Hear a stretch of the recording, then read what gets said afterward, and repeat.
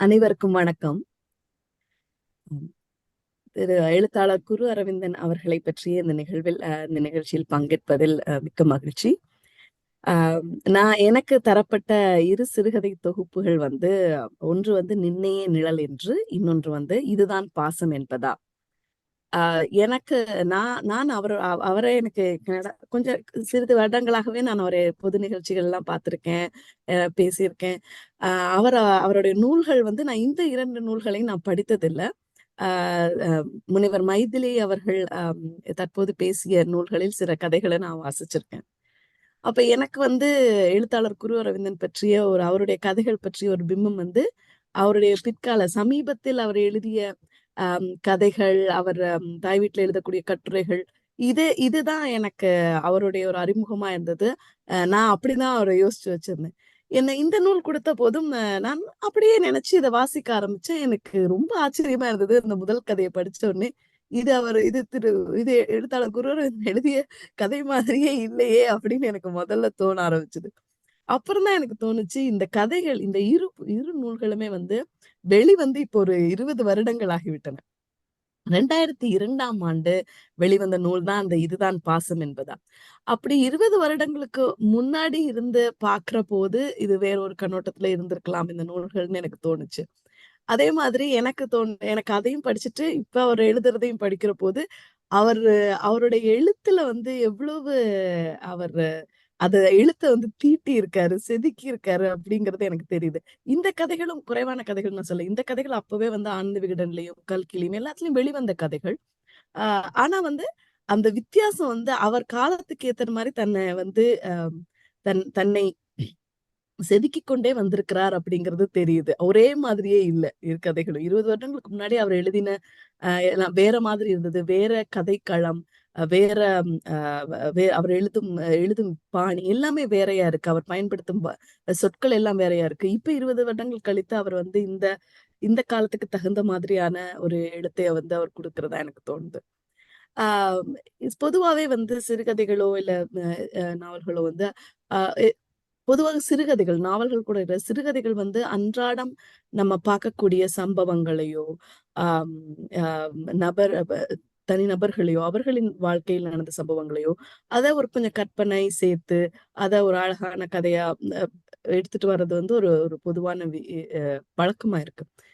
இந்த கதைகள் குறிப்பாக "இதுதான் பாசம் என்பதா" என்பதில் இருக்கக்கூடிய அந்த 15 கதைகளுமே வந்து, ரொம்ப அன்றாடமா நீங்க உங்களுக்கு நிச்சயமாக அந்த கதைகளில் வரக்கூடிய கதாபாத்திரங்கள்ல மாதிரியே ஒரு ஆள உங்களுக்கு தெரிஞ்சிருக்கும். குறிப்பாக நீங்க ஒரு 20 வருடங்களுக்கு முந்தி இருக்கிறவங்களுக்கு அது கண்டிப்பா தெரிஞ்சிருக்கும். அந்த காலகட்டத்தில இப்படிப்பட்ட மனிதர்கள் இருந்தார்கள். இந்த மாரியான விஷயங்கள் இருந்தது அப்படின்ற மாரி இருந்தது. அன்றாட குடும்ப நிகழ்வுகள், அன்றாட பிரச்சனைகள்.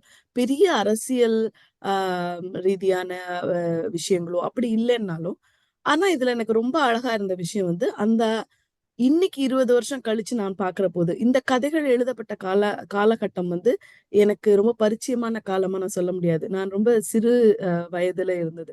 இந்த கதைகள் வெளிவந்தபோது எனக்கு ஒரு 10 வயது இந்த கதைகள் எழுதப்பட்ட காலம் வந்து 10 வயது காலம்.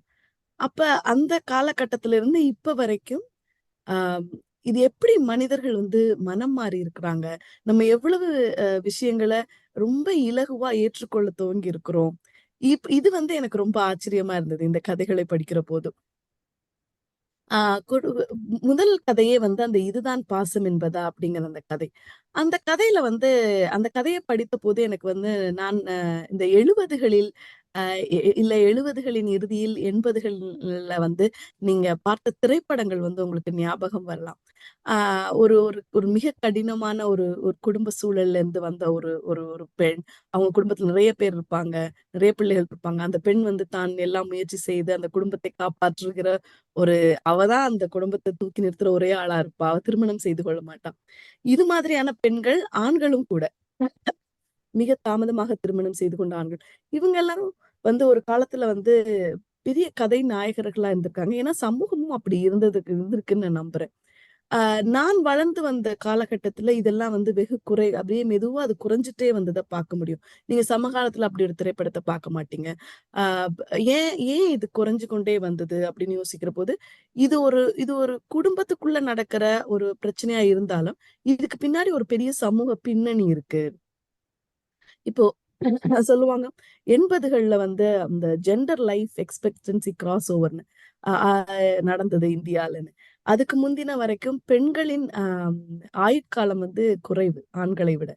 ஆனா 80களுக்கு பிறகு பெண்களின் ஆயுட்காலம் வந்து கூட ஆரம்பிச்சது.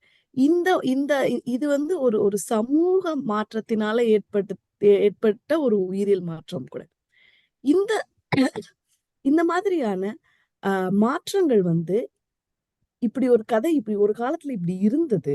ஒரு ஒரு ஒரு ஒரு தனி பெண், ஒரு ஒரு மூத்த பெண் வந்து அந்த அந்த குடும்பத்தை தூக்கி நிறுத்தினா. இப்பயும் அது இப்பயும் இல்லைன்னு நான் சொல்லல. இருக்கு. ஆனா அந்த அன்றைய காலகட்டத்தோட ஒப்பிட்டு பார்க்கும்போது, இப்ப நம்ம வெகு குறைவாக இருக்கு. ஆம் எனக்கு நினைவிருக்கு நான் முதலாக எனக்கு ஒரு 11 வயதுகள்ல இந்த மாதிரி திரைப்படங்கள் பார்க்கிற போது எனக்கு தோணும், பின்னாடி வந்து ரொம்ப அ தீவிரமான இசையெல்லாம் போட்டு என்ன புயல் என்ன தென்றல் புயலானது அப்படிங்கிற மாரிலாம் எழுதி, ஒரு பொண்ணு வந்து வீராவேசமா வீட்ட விட்டு கிளம்புவா. எங்க போவான்னா, அவ ஹேண்ட் பேக் மாட்டிட்டு வேலைக்கு போவா. நான் என்னுடைய 11 வயதுகள்ல பார்த்தபோது, இதுக்கு எதுக்கு இவ்ளோ பெரிய பேக்கிரவுண்ட் மியூசிக்லாம் போட்டுருக்காங்க? இது ஒரு சாதாரண விஷயம் தானே. எங்க வீட்ல, எங்க பக்கத்து வீட்ல, எங்க சித்தி, எங்க அத்தை எல்லாரும் தான் வேலைக்கு போயிட்டு இருக்காங்க. நானும் தான் டெய்லி பள்ளிக்கூடம் போயிட்டு இருக்கேன். அப்படிங்கிற மாரி இருந்தது. ஆனா, அந்த காலகட்டத்துக்கு வந்து அது ஒரு பெரிய மாற்றமா இருந்திருக்கணும் அப்படின்னு தோணுச்சு. அ இன் நான் இதுல இந்த 20 வருடங்கள்ல ஏன் இப்ப இந்த கதை மாதிரியான ஒரு சம்பவம் இப்ப நடக்கிறதுக்கான வாய்ப்பு குறைவு. அப்படின்னு ஏன் நான் யோசிக்கிறேன்னா, குழந்தைகளுடைய எண்ணிக்கை குறைச்சுட்டோம். பெண்களுக்குடைய விஷயங்கள பத்தி நம்ம பேச ஆரம்பிச்சிருக்கிறோம். குழந்தைகள் நலன் சார்ந்த ஒரு ஒரு சமூகத்த வந்து நம்ம அ வாழ்றோம். குறிப்பா வெளிநாடுகள்லயும் கூட. திருமணம் மீதான ஒரு கண்ணோட்டமே வந்து வேற மாதிரியா இருக்கு நமக்கு. ஒரு பெரிய அல்லது முக்கிய சமூக மாற்றம் அந்த நிகழும் தருணத்துல அந்த ஒரு அதிர்வு ஏற்படும். அந்த தருணத்துல மாட்டிக்கொண்ட சில மனிதர்கள் இருக்காங்க. அவங்க வேலைக்கும் போகணும், வீட்டையும் பார்க்கணும், எல்லாத்தையுமே அவங்க பார்க்கணுங்கிற ஒரு கட்டம் இருந்தது. இப்பயும் அது இருக்கு. இல்லன்னு நான் மறக்கவே மாட்டேன். ஆனா வெகுவா குறைந்திருக்குன்னு சொல்றேன். அ இந்த அந்த மாற்றத்த வந்து இந்த கதை வந்து எனக்கு நினைவுபடுத்துச்சு.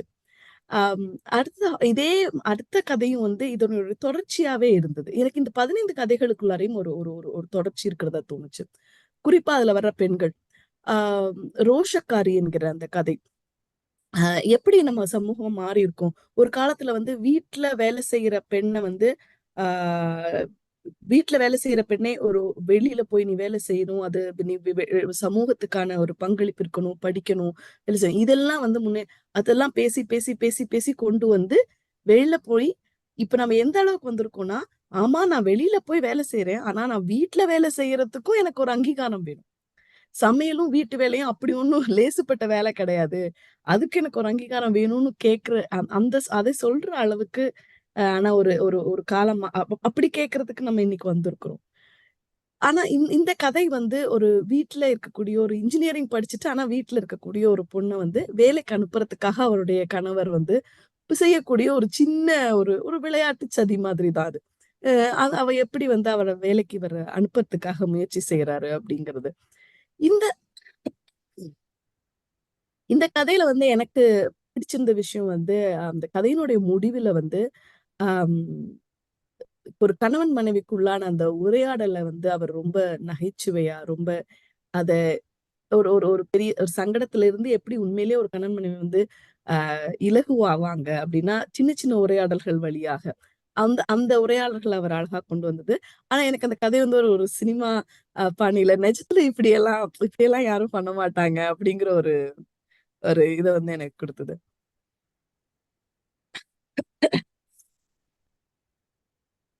அ "ஒரு அப்பா, ஒரு மகள், ஒரு கடிதம்." இந்த கதை வந்து இந்த கதைகளுக்கெல்லாம் வந்து அணிந்துரையை நான் படிச்சேன். அ அனுராதா ரமணன் அவர்கள் எழுதிய அணிந்துரை. அ அணிந்துரை வந்து 2002ஆம் ஆண்டு எழுதப்பட்ட அணிந்துரை. அப்ப அதோட நான் அந்த அணிந்துரையோட இன்னைக்கு நான் இத படிக்கிறபோது எனக்கு ஏற்பட்ட கருத்துகளோட நான் ஒப்பிட்டு பார்த்தேன். ஆ அந்த அந்த அணிந்துரைகள் வந்து அந்த அணிந்துரையில குறிப்பிடப்பட்டிருந்த தகவல்கள் வந்து சிலது வந்து இந்த 20 வருஷத்துல எவ்வளோ மாறிட்டோம் நம்ம அப்படின்னு காட்டுச்சு எனக்கு. ஆம்.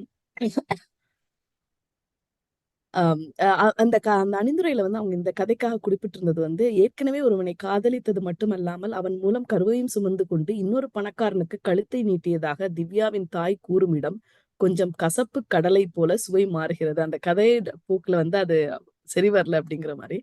ஆனா இன்னைக்கு எனக்கு இத படிக்கிறபோது, அது அந்த கதையின் ஓட்டத்தோட அப்படியே நல்லா தானே போய்க்கிட்டு இருக்கு. இடையில ஒண்ணும் எனக்கு பெரிய மாறுதல் தெரியவே இல்ல. இது நான் நினைக்கிறேன் இந்த 20 வருடங்கள்ல சமூகம் சமூக மாற்றமா இருக்கணும். ஆ ஆனா இந்த உறவுகள் வந்து ம் உறவுகளுக்கும் குருதி தொடர்புக்கும் உள்ள அந்த ஆம் அ ஒரு அந்த அந்த நம்ம கட்டி வச்சிருக்கோம் இல்லையா? அத வந்து இந்த கதை வந்து உடைக்கிற மாதிரி இருந்தது. ஆ வெளிநாட்டு வெளிநாட்டு வாழ்க்கையினுடைய தாக்கத்தால இவர் இந்த கதைய எழுதினாரா? ஆனா இது இதே போன்ற சம்பவங்கள் வந்து எல்லா இடங்கள்லயுமே நடக்கிறது உண்டு. இது வெளிநாட்டு வாழ்க்கையில தான் நடக்கணுங்கிற அவசியம் கிடையாது. ஆனா எனக்கு அந்த டிஎன்ஏ ரிப்போர்ட் அந்த மாதிரியான அம்சங்கள் எல்லாம் இவர் எழுதியத பார்க்கும்போது, அதனுடைய தாக்கத்தால இவர் எழுதியிருக்கலாம்னு தோணுச்சு. ஆ குருதி தொடர்பற்ற உறவுகள் வந்து அந்த இந்த இந்த கதையினுடைய ஒரு அழகான அம்சம் என்னன்னா, அந்த தகப்பன் வந்து அந்த டிஎன்ஏ ரிப்போர்ட்ட வந்து அவர் பிரிச்சு பார்க்கவே இல்ல அப்படிங்கிறது. அவர் பார்த்ததுக்கு அப்புறம் அவர் என்ன முடிவு எடுக்கிறாருங்கிறது வேற. அவர் பார்க்கணும்னே பிரியப்படல அப்படிங்கிற இது தன்னுடைய குழந்தையா இல்லையாங்கிறது எனக்கு அவசியம் இல்ல. இது என் குழந்தை தான் அப்படின்னு அவர் ஏற்றுக்கொள்கிற அந்த தருணம் வந்து ரொம்ப அழகா இருந்தது. ஆ ராதை காத்திருக்கிறாள் என்ற அந்த கதையில் வந்து ரொம்ப சோகமான கதை. ஆனா வந்து எனக்கு தோணுச்சு, எதெல்லாம் இந்த 20 வருஷத்துல மாறவே இல்ல அப்படின்னு எனக்கு தோணுச்சு. தொலைபேசியில் நடக்கும் காதல் உரையாடல்கள் இன்னமும் மாறவே இல்லை அப்படிங்கிறது தெரியுது. அப்ப பேசின மாரியே தான் இப்பவும் பேசுறாங்க அப்படிங்கிறது இருந்தது. ஆம் அடு அ அதே மாதிரி வந்து இந்த சில விஷயங்கள் நம்ம இன்னும் மாத்திக்கல. அ உத்தியோகம் புருஷ லட்சணம் அப்படிங்கிற அந்த விஷயங்கள் எல்லாம் நம்ம இன்னும் மாத்திக்கல அப்படிங்கிறதும், அந்த கதையினுடைய முடிவு கொஞ்சம் துரிதமாக எடுக்கப்பட்டதாக இருந்தாலும் கூட, ஒரு சராசரி திருமண அ பேசப்படுகிற நிகழ்வுகளில் இன்றும் இருப்பதை பார்க்கக்கூடியதாக இருக்கு. அ சிலந்தி என்னும் அந்த கதை வந்து இதுவும் வந்து அணிந்துரையில் வந்து அனுராதா ரமணன் அவர்கள் எழுதியிருந்தார். இவர் பெண்களை மலிவுபடுத்துகிறாரோ அப்படின்னு. எனக்கு அப்படி தோணவே இல்ல. அ ஏன்னா அந்த கதையினுடைய முன் பாதியும், பின் பாதிக்கும் ஒரு தொடர்பு இருக்கிறதா பார்க்கும்போது, அது அது ஒரு அந்த கதை வந்து அந்த கதையின் ஓட்டத்தோட போய்க்கிட்டு இருக்க மாரி தான் எனக்கு தோணுச்சு. ஆ ஒரு பெண்ணை பார்த்த ஒரு பெண் பார்த்து சும்மா இ அவளுடைய ஆசைகளை அவள் வந்து தன்னுடைய கணவரிடம் வெளிப்படுத்துவது அப்படிங்கிறது, அ அதுக்காக வந்து அவர் சும்மா இருந்து அதுல ஒரு வரி வருது. "சும்மா இருந்து திண்டு போட்டு உடம்பு திமிரு எடுக்குதோ" அப்படின்னு அவர் கேட்கிறது. இந்த வரிக்கு பிறகு வந்து அவங்க கணவன் மனைவிக்கு உள்ளான அந்த உரையாடல் வந்து, வேறு எப்படியுமே அந்த கதை போக முடியாது. அது ஒரு சிலந்தி வலை போட்டு பெண்கள் வந்து ஆண்களை எல்லாம் அப்படியே பிடிச்சுக்கிறாங்க. அப்படிங்கிற மாரியே அந்த கதை இல்ல. இன்னும் சொல்லப்போனா எனக்கு அந்த கதையில், ஆ இது பெண்களை மலிவுபடுத்துற மாதிரி எல்லாம் இல்ல. ஒரு ஒரு ஒரு சராசரி பெண் அவளுடைய திருமண உறவில் அவள் எதிர்பார்க்கிற ஆ ஸ் அடிப்படை அடிப்படை தேவைகளை வந்து எப்படி அது இல்லாத போது அங்க என்ன இருக்கு? இன்னொன்னு அடிப்படை தேவைகளாக நாம் எதையெல்லாம் மனசுல வச்சிருக்கோம். உனக்கு சோறு போடுறேன், உனக்கு துணி எடுத்து குடுக்குறேன். இத விட உனக்கு வேற என்ன வேணும்? அப்படிங்கிற அந்த கேள்வி இருக்கு இல்லையா? இந்த அடிப்படை தேவைகளாக நம்ம எதையெல்லாம் வச்சிருக்கிறோம்? அப்ப எது உண்மையிலேயே ஒரு திருமண வாழ்க்கையின் அடிப்படை தேவைங்கிற கேள்விக்கு ஆன ஒரு ஒரு இதா இருக்கு. அம் எனக்கு இதுல வந்து அதுல அழகா அந்த ஒரு குழந்தை வந்து ஒரு சிலந்தி பற்றிய ஒரு அ ஒரு ப்ராஜெக்ட் ஒண்ணு அவங்க குழந்தை வந்து அந்த பள்ளிக்காக செய்து கொண்டிருக்கிறாங்க. அதோட அ இந்த இந்த மனைவிக்கும் எ இந்த மனைவி வந்து இன்னொருவரின் பால் ஈர்க்கப்படுவதை, அவர் வந்து ரொம்ப மென்மையா, ரொம்ப அந்த அந்த கதையின் ஓட்டத்தோடயே தான் அவர் சொல்றாரு. ஆ இதுல யார் கதையில வலை பின்னியது அப்படின்னா, அது பெண் சிலந்தி அப்படிங்கிற மாதிரியான ஒரு இது வந்தாலும் கூட, எனக்கு இந்த கதையில் வலை வந்து 2 பக்கமுமே பின்னப்பட்டதுன்னு தோணிட்டே இருக்குது. நெறைய சமயங்கள் அந்த பெண் தான் அந்த வலையில் மாட்டிக்கொண்ட பூச்சியோன்னு கூட எனக்கு தோணுது. ஆம். "உன்னை போல் ஒருத்தி" இந்த கதை வந்து ம் தன் பாலின ஈர்ப்பு பற்றிய ஒரு ஒரு நான் நினைக்கிறேன் 20 வருடங்களுக்கு முன்னாடி தன்பாலின ஈர்ப்பு பற்றிய ஒரு கதை வந்து இப்படிதான் எழுதப்பட்டிருக்கும். அதுல நேரடியா நீங்க ரொம்ப நெறைய விஷயங்கள வந்து பேசிறவே முடியாது. ஆனா, அத படிக்கிற போது அது தன்பாலின ஈர்ப்புங்கிறது டக்குனு ஒரு ஒரு ஒரு ஒரு நொடி கூட யோசிக்காம அது மனசுக்குள்ள வருது. அதுக்கான அணிந்துரையில எழுதியிருந்தது, "விஞ்ஞான வளர்ச்சியில் மேலை நாடுகள் எங்கோ போயிருந்தாலும், நமது தமிழ்நாட்டு பெண்களால் ஜீரணிக்க முடியாத கருத்து இது" அப்படின்னு அவங்க எழுதியிருந்தாங்க. அ அதுல கூறப்படுற அ ச அறிவியல் ரீதியான சாத்தியக்கூறுகள் இப்போதைக்கு இல்ல. ஆனாலும் அந்த மனநிலை வந்து இருக்கு. 20 வருடங்களில் தன்பாலின ஈர்ப்பு பற்றிய அ ஒரு ஒரு மனமாற்றம் வந்து நிகழ்ந்திருக்குது அப்படிங்கிறது ரொம்ப ஆச்சரியமா பார்க்கக்கூடியதா இருக்குது. அ "நீ காற்று நான் மரம்" என்னும் கதையிலும் கூட எனக்கு இந்த கதையில வந்து ரொம்ப இதா இருந்த விஷயம், பொதுவாக வந்து எனக்கு திருமணம் நடந்தபோது கூட இது இதா இருந்தது. முதல்ல வந்து இந்த ரெஜிஸ்ட்ரேஷன் வைக்கிறதுங்கிறது இலங்கையில் மட்டுமே உலகத்தில் இருக்கக்கூடிய ஒரு வழக்கமா இருந்தது. நிச்சயம் செய்வது என்பது எழுத்து மூலமாக கையெழுத்து போட்டு திருமணத்தை முடித்துக் கொள்வது. அதுக்கு பிறகு தாலி கட்டுறது அதுதான் இவங்கள பொறுத்தவரைக்கும் இந்த தாலி கட்டுறது, ஊர கூட்டுறது, சாப்பாடு போடுறது இதுதான் கல்யாணம். கையெழுத்து போடுறதுங்கிறது கல்யாணமாவே பா பார்க்கப்படலையோ அப்படிங்கிற இது இருந்தது. எனக்கு இந்தியாவுல வளர்ந்ததுனால என்னவோ எனக்கு இது ரொம்ப ஆச்சரியமா இருந்தது. ஏன்னா அங்க அப்படி ஒரு வழக்கம் இல்ல. நிச்சயதார்த்தம்ங்கிறது இந்தியால ஏதாவது 4 பேர கூப்பிட்டு வச்சு பேசின்னு இருப்பாங்க. அதுக்கெல்லாம் ஒரு பெரிய வேலிடிட்டி எல்லாம் தேவையில்ல. ஆ இந்த அந்த அந்த இலங்கையின் அந்த அந்த பழக்கத்த வந்து இது அப்படியே காட்டுச்சு. இதே மாதிரியான நிஜமாகவே இதே நான் சொன்னேன் இல்லையா? கதைகள்ல வந்து சில சமயங்கள்ல நமக்கு தெரிந்த ஒரு நபர் இப்படி இருப்பாங்க அப்படின்னு. இதே மாரி இந்த கதையில நடந்த மாரியே ஒரு தெரிந்த நபரே எனக்கு தெரியும். அவங்களுக்கு ரெஜிஸ்ட்ரேஷன் முடிஞ்ச பிறகு அந்த அந்த நபர் வந்து இறக்குறார். அதுக்கு பிறகு அவங்க இதுல வந்து ஆனா ரொம்ப அழகாக அந்த அந்த அந்த புற்றுநோயால் பாதித்த அந்த பையனுடைய அப்பா வந்து இத எப்படி வந்து ரொம்ப மெச்சூரிட்டியோட நல்லா அத கையாளுகிறார் அப்படிங்கிறது குறிப்பிடப்பட்டிருந்தது. அதுல அழகா அந்த இறுதி வரியில வந்து ஒரு குளிர் காலத்துல இருக்கிற அந்த மரத்துக்கும் வசந்த காலம் திருப்பி வரும் அப்படிங்கிற மாதிரியான ஒரு ஒரு நேர் ஒரு பாசிட்டிவான ஒரு ஒரு இடத்தோட அந்த கதை முடிந்திருந்தது. அ வாய்மையின் இடத்தில்ங்கிற கதை வந்து இந்த கதையின் தொடர்ச்சியாகவே கிட்டத்தட்ட பட்டது. அடுத்தடுத்த கதைகள். ஆம் எனக்கு இந்த கதையில வந்து அ ரொம்ப பிடிச்ச விஷயம் அந்த கதையின் முடிவு தான். ஒரு பெண்ணை பற்றி அ கதையினுடைய ரொம்ப சுருக்கமா ஒரு வரியில சொல்லணும்னா, அ ஒரு பெண்ணுக்கு ஒரு பெண்ணுக்கு வந்து ஒரு திருமணம் முடிவாகுது. எதிர்பாராத விதமாக அந்த அந்த மாப்பிள்ளை வந்து இறந்துடுறாரு. அதுக்கு பிறகு அவளுக்கு வேற ஒரு இடத்துல திருமணம் முடிவாகிறபோது, அந்த இப்ப திருமணம் முடிவாகி இருக்கிற அந்த பையன் வந்து இந்த பெண்ணை பற்றி க இறந்து போன அந்த பையனோட சந்தேகப்பட்டு அவர் கேட்கிறார். இறந்து போன பையனுடைய தகப்பன்ட்டயே கேட்கிறார். அப்ப அவர் சொல்றதுதான். அவர் வந்து ஒரு எடுத்த எடுப்புல இந்த பேச்சுவார்த்தை எல்லாம் இல்லாம, "ஆமா அப்படிதான் நீ ஃபோன வை" அப்படிங்கிற மாரி அவரு அப்படி அறுத்து முறிக்கிறது வந்து அ நல்லா இருந்தது அந்த கதை. அப்படி முடிக்கிறது. அதுக்கு பின்னாடி வந்து அவர் அத எப்படி கையாண்டிருப்பாருங்கிறத நம்ம கற்பனைக்கே ஆசிரியர் விட்டுருக்கிறார். அ அதுல வந்து அந்த அந்த ஒரு ஒரு வீட்ல வந்து சில விஷயங்கள் ஒரு ரொம்ப துக்ககரமான நிகழ்வு நடந்த பிறகு நமக்கு மனசளவுல ஒரு பயம் இருந்துட்டே இருக்கும். அத வந்து ஒரு வரியில சொல்லியிருப்பார். சாதாரணமாக கிணுகிணுக்கும் தொலைபேசி கூட இப்போதெல்லாம் வீட்டில் அலறுவது போல கேட்கிறது. ஏன்னா தொலைபேசி வழியாக தான் வந்து அந்த செய்தி வந்திருக்கும் அப்படிங்கிறது. ஆ அடுத்தடுத்த கதைகள் நான் நேரம் கருதி கொஞ்சம் சீக்கிரமாவே முடிச்சிடுறேன்.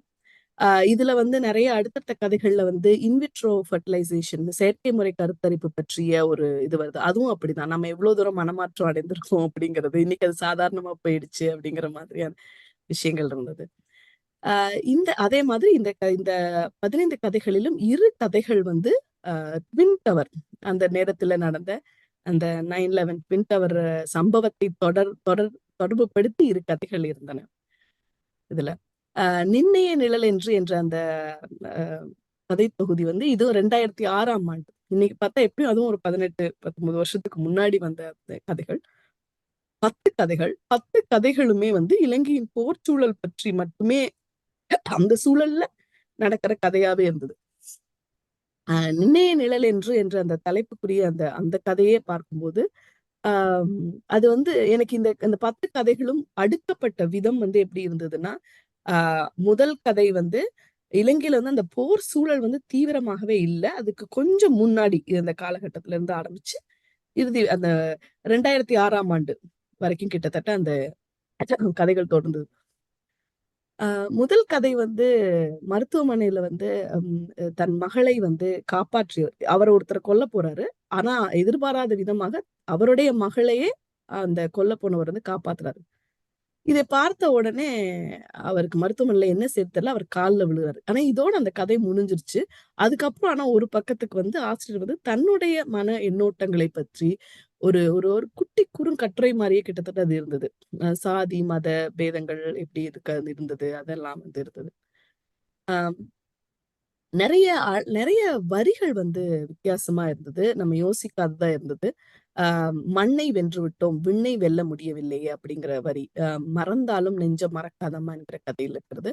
ஆ மண்ண அவங்க ஒரு கட்டத்துல வந்து இயக்கம் வந்து ஆ ராணுவத்திடமிருந்து இடங்களை கைப்பற்றிய பிறகும் கூட வான்வெளி தாக்குதல்கள் நடந்தத வந்து குறிப்பிடுற மாதிரி.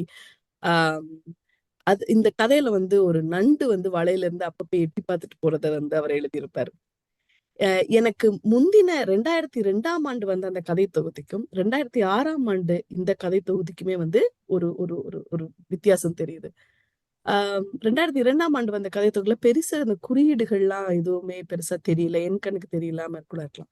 ஆனா இந்த கதைகள்ல எல்லாம் வந்து இந்த குட்டி குட்டியா அழகான குறியீடுகள். அந்த நண்டு எட்டி பார்த்துட்டு போறது அப்படிங்கிறது, ஃபர்ஸ்ட் எட்டி பார்த்துட்டு போயிருது. அப்புறமா அது கொஞ்சம் வெளியில வருது. பயம் இல்லாம. இது வந்து அந்த சூழலையும் காட்டுது.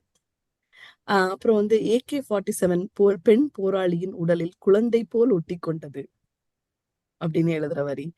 ஆம், திறந்த வெளி சிறைகள் எப்படி இருந்தன? உலக நாடுகளை கூட்டி வந்து அங்க என்ன எப்படி காமிச்சாங்க?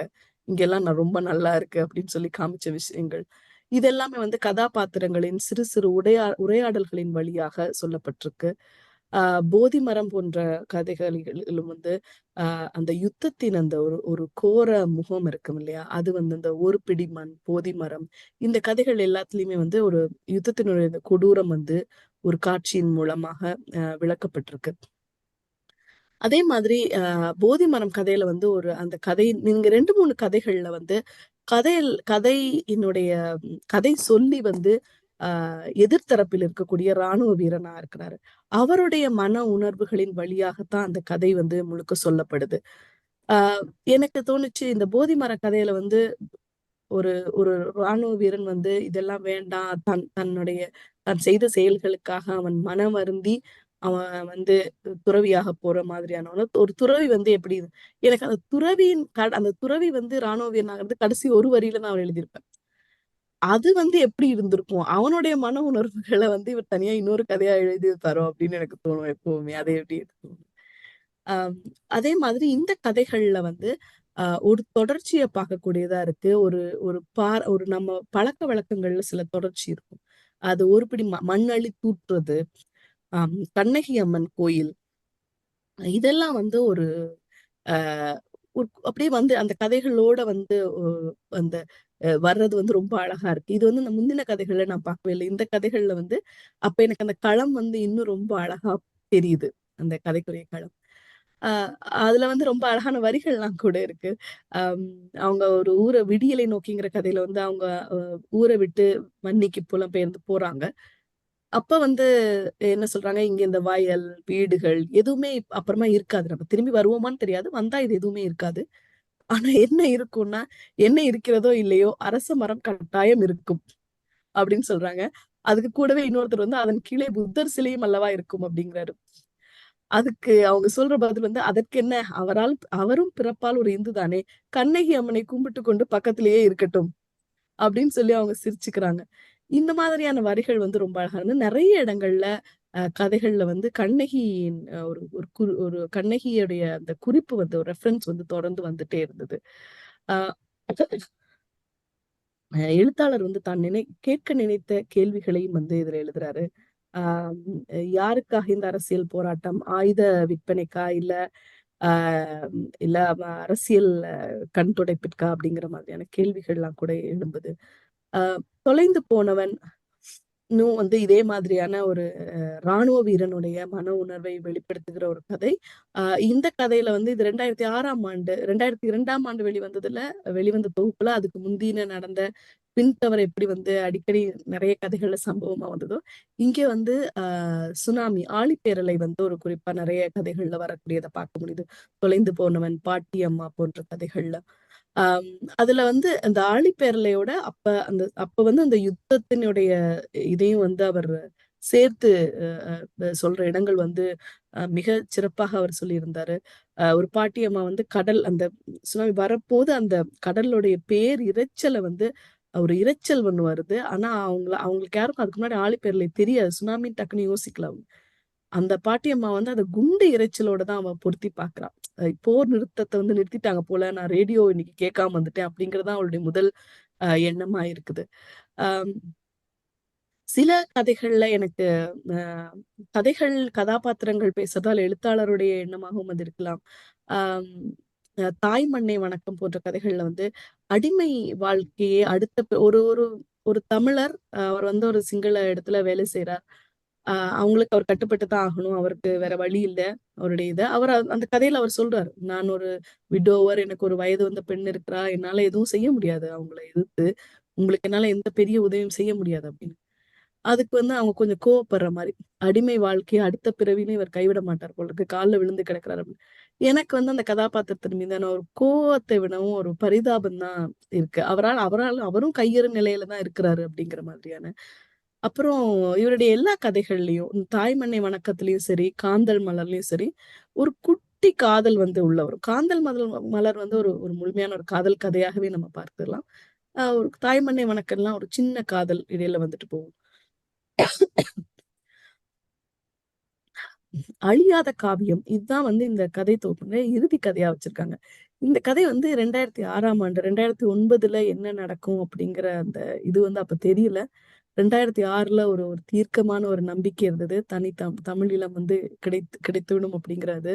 அப்ப அதுல வந்து தமிழீழம் கிடைத்து விட்டதாக எண்ணி அதை எழுதிய ஒரு கதை தான்.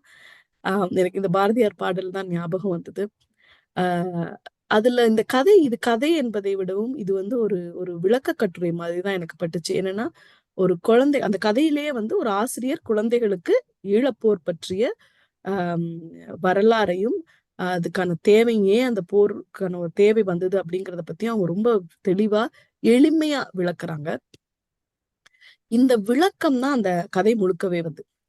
அ இந்த விளக்கம் வந்து இதே மாதிரியான ஒரு விளக்கத்தை நாம் பல இடங்களில் சொல்ல வேண்டிய தருணம் வந்து, இந்த கதைய படிக்கிற ஈழத்தை சேர்ந்த அங்கேயே பிறந்து வளர்ந்தவங்களுக்கு, இந்த பின்புலம் தெரிந்தவர்களுக்கு இது வந்து, இதெல்லாம் என்ன இருக்கு அப்படிங்கிற மாரி தோணலாம். இந்த கதையில என்ன இருக்கு? இது தெரிஞ்ச விஷயம் தானேங்கிற மாரி.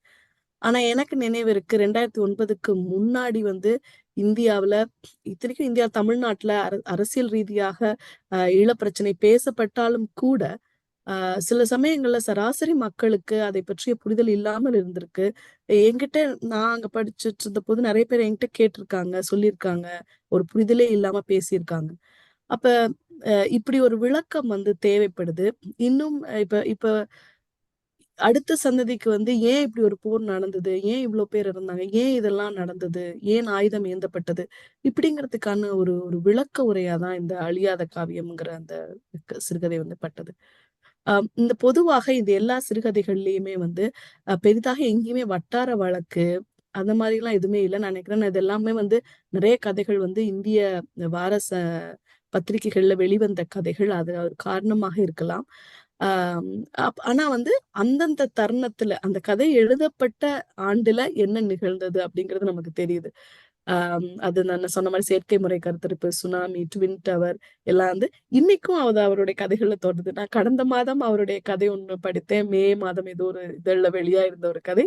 அதுல வந்து அவர் ஆர்டிபிஷியல் இன்டெலிஜென்ஸ் பத்தி அதுல வர கதாபாத்திரங்கள் வந்து ஆர்டிபிஷியல் இன்டெலிஜென்ஸால செய்யப்பட்ட கதாபாத்திரங்கள். அப்ப அவர் வந்து அது தொடர்ச்சியா எடுத்துட்டே வர்றாரு. அந்தந்த தருணத்துல என்ன நடக்குதோ அத வச்சு ஒரு கதைன்னு.